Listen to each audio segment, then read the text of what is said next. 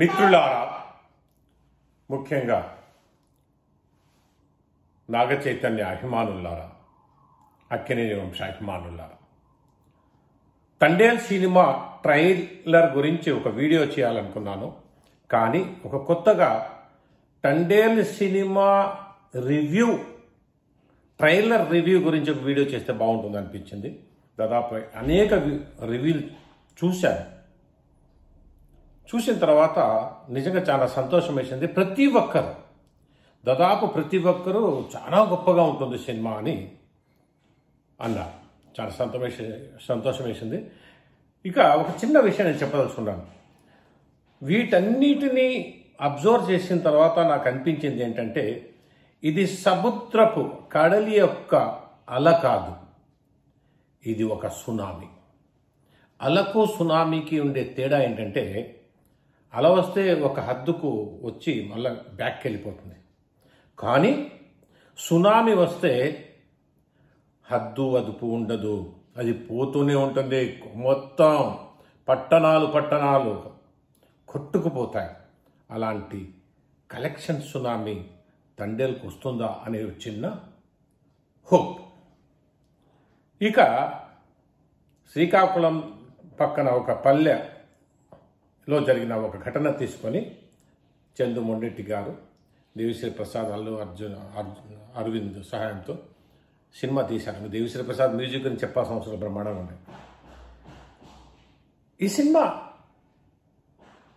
గురించి ఒక చిన్న కథగా చెప్పుకొచ్చేది ఏంటంటే, తండేల్ అంటే ఆ పడవలో ఉండేటువంటి ఆ గ్రూపుకు నాయకుడు, ఆ నేవీలో కెప్టెన్.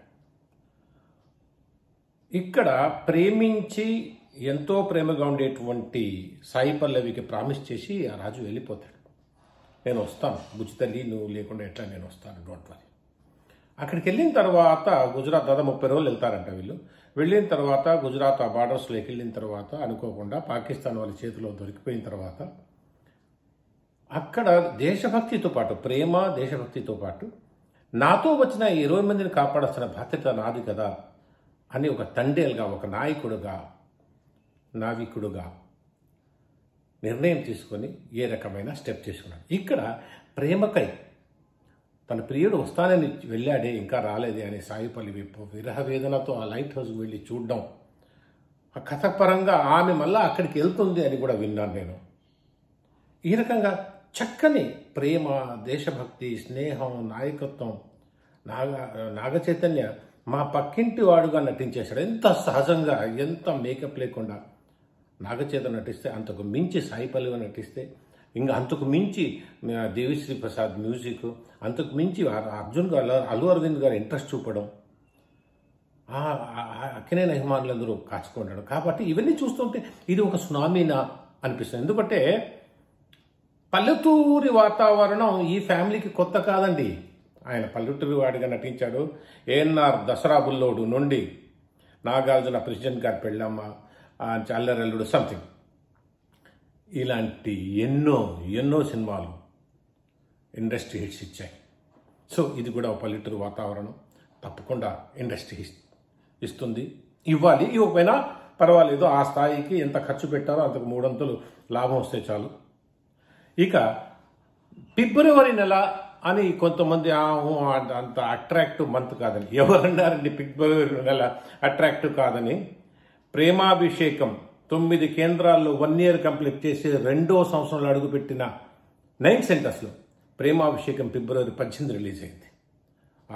నాగేశ్వరరావు పెళ్లి రోజు, నాగార్జున పెళ్లి రోజు, అదేదో సెంటిమెంట్ వాళ్ళు. కాబట్టి ఫిబ్రవరి అంత ఈజీ మంత్ కాదండి. ఎందుకంటే ఫిబ్రవరిలోనే ప్రేమికుల రోజు, వ్యాలంటైన్స్ డే కూడా ఉంది. సో ఇవన్నీ కలిసి వస్తున్నాయి. కాబట్టి మన ఈ తండేల్ ఒక సునామీ కావాలని నేను మీ అందరికీ కోరుకుంటున్నాను. దీన్ని మీరు సింపుల్గా వెళ్ళి ప్రతి ఒక్కరూ మనస్ఫూర్తిగా ప్రేమను, దేశభక్తిని, ఆ తర్వాత ఒక నాయకుడిని, ఒక సముద్రపు కడలి యొక్క అలలను ఎంజాయ్ చేస్తారని ఆశిస్తున్నాను. ఇట్లు మీ కేపీ ఇబ్రాహిం ఖాన్.